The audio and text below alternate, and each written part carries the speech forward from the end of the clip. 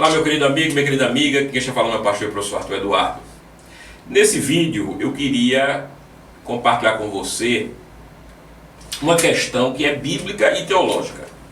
O que é a Trindade? Deus, ele existe ou subsiste, como normalmente se encontra nos livros, em três pessoas: Pai, Filho e Espírito Santo. A Bíblia assim revela, principalmente no Novo Testamento, falando explicitamente da pessoa do Pai, do Filho e do Espírito Santo. Por exemplo, em Mateus 28, 19 e 20, Jesus diz: Ide por todo o mundo, fazei discípulos de todas as nações, batizando-os em nome do Pai e do Filho e do Espírito Santo. E ele diz que os discípulos então ensinassem aos outros discípulos, aqueles evangelizados, todas as coisas que Jesus os havia ensinado, e que eles soubessem que Jesus estaria com eles em todo o tempo.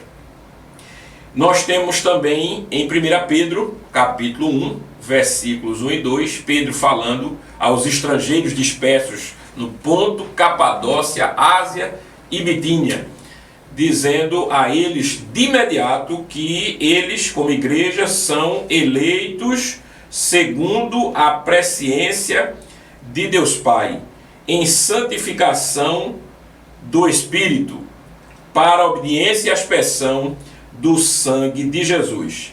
Então, nós observamos na primeira carta de Pedro a fórmula trinitariana. E também o apóstolo João, no livro do Apocalipse, capítulo 1, versículos 4, 5 e 6, onde ele diz: João, as 7 igrejas que se encontram na Ásia, graça e paz a vós outros, da parte daquele que é, que era e que há de vir, da parte dos 7 espíritos que se acham diante do seu trono, e da parte de Jesus Cristo, a fiel testemunha, o primogênito dos mortos e o soberano dos reis da terra. Aquele que nos ama e pelo seu sangue nos libertou dos nossos pecados e nos constituiu reino, sacerdotes para o seu Deus e Pai. A ele a glória e o domínio pelos séculos dos séculos. Amém. É óbvio que ele vai enfatizar a pessoa de Jesus Cristo, porque é Cristo quem lhe dá a mensagem. Mas a fórmula trinitária está presente não somente em João, como nós vimos em Pedro, e também em Mateus, explicitamente: Pai, Filho e Espírito Santo. Deus Pai, o Filho e o Espírito Santo. Obviamente que na igreja primitiva o entendimento era de que Deus subsiste em 3 pessoas. Deus, ele é uma única essência. Deus é uma única substância. A substância divina, ela é simples. Ela não pode ser nada além do que divina. Porque se for algo além, Deus é menos do que ele é. Nós, por exemplo, somos seres, vamos dizer num primeiro momento, dicotômicos ou tricotômicos. Nós temos elementos que nos compõem. Veja, nós temos o elemento material, numa perspectiva mais dicotômica, e o elemento espiritual. Então nós somos corpo e alma, ou corpo, alma e espírito. Observe, essa junção de coisas faz com que nós não sejamos elementos simples. Os anjos têm uma substância espiritual, mas obviamente que os anjos têm algum corpo espiritual, não é? Porque os anjos, eles têm uma forma, os anjos, eles aparecem, eles têm tempo, não é? Os anjos, eles não sabem de tudo imediatamente, eles precisam pensar. Se eles precisam pensar, inclusive para aprender, então os anjos, eles são substâncias compostas, eles não são substâncias simples. Somente Deus é substância simples, é divino. Então a divindade, nós imaginamos que ela não tem nenhum tempo nem espaço. A divindade, ela não pode ser restrita a um tempo nem a um espaço. Do contrário, ela não seria divina. A divindade pressupõe ilimitação.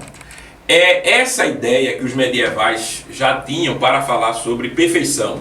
Por exemplo, quando o clérigo Anselmo de Cantuária falou que Deus é o ser acerca do qual nada de maior pode ser concebido. Porque Deus, ele é mais do que qualquer coisa possível de ser pensada. Por que Deus é mais? Porque Ele é ilimitado. A ilimitação não pode ser apreendida. A ilimitação ela pode ser vislumbrada, mas não apreendida. Podemos falar sobre ela, mas nunca abrangê-la. Então Deus é ilimitado. É isto que quer dizer para os medievais perfeito. Deus é perfeito não no sentido de ser belo, não no sentido de ser reto, não no sentido de ser perfeitamente circular. Essas perfeições elas são particulares. Deus é perfeito no todo, absolutamente. Então essa perfeição da divindade ela está presente na Bíblia, porque Deus na Bíblia aparece como onipresente, todo presente, e Deus aparece como onisciente, que sabe todas as coisas, e Deus aparece como onipotente, ou seja, Ele pode fazer o que Ele quer. Deus pode fazer aquilo, inclusive, que para nós é impossível. Não há nada que lhe seja impossível. Dentro de tudo que é possível de ser feito, Deus assim poderá fazer.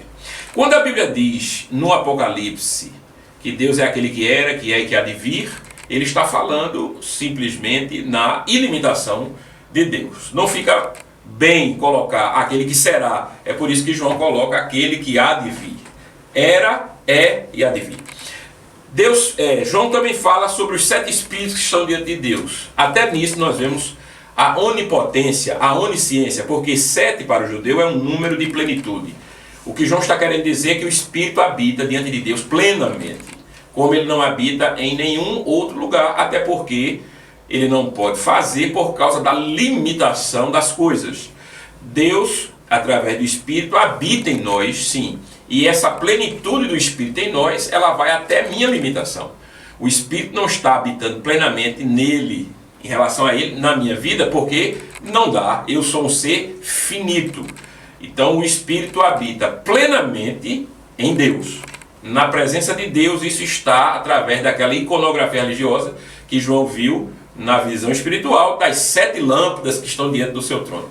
Por fim, ele faz uma menção a Jesus Cristo, que é a fiel testemunha e o soberano dos reis da terra. Essa ideia de colocar Jesus como rei, Senhor, é fundamental, porque Deus é Senhor, Deus é rei, Deus é soberano.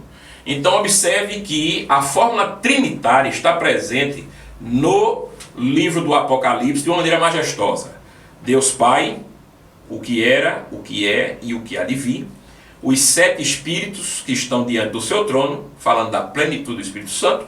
E Jesus Cristo, a fiel testemunha, o soberano dos reis da terra. Agora, a Trindade, se ela pode ser análoga a algum exemplo da terra, ela pode para termos didáticos, mas ela não pode ser compreendida por nenhuma analogia, porque não há nada que seja como a Trindade.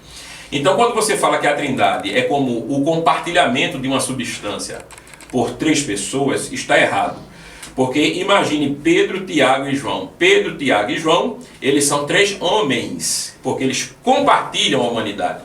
É por isso que dizemos que a substância essencial desses 3, ela está neles no plural. Nós podemos dizer de maneira adjetiva que eles são homens, não que eles são homem, porque eles não englobam a totalidade da humanidade.